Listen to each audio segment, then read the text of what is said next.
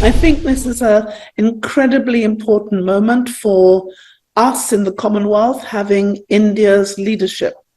You'll know that the Commonwealth has been pushing hard, for example, for a reform of the international financial institutions.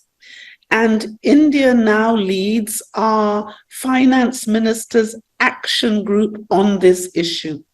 We believe that we should have a universal vulnerability index, which takes into account not just GDP, but the vulnerability of our countries. The agenda which has been identified by India for the G20 is very much the Commonwealth's agenda.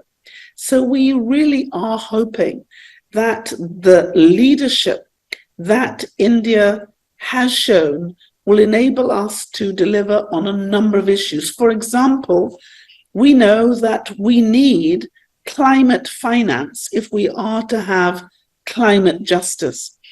The G20 countries are probably responsible for 80% of the emissions.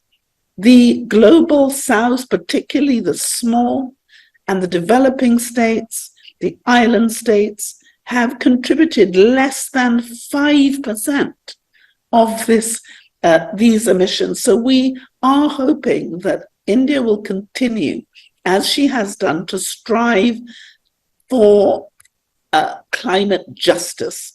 And she will be receiving warm support. And I must thank India for taking up the mantle of chairing this Commonwealth Finance Ministers Action Group, which is supported by Nigeria as the deputy or vice chair on behalf of our Commonwealth Finance Ministers.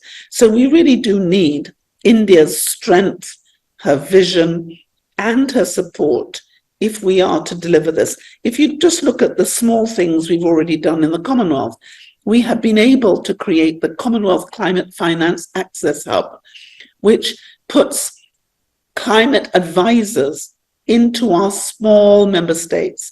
Now with just $6 million, so a tiny amount of money, we have already been able to deliver $310 million into the hands of our small states.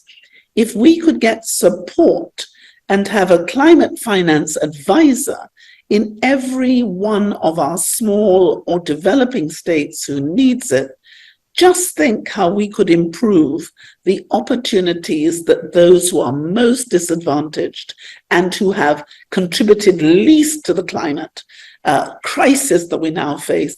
Just think about what we could help them to do if they got the money for adaptation and mitigation.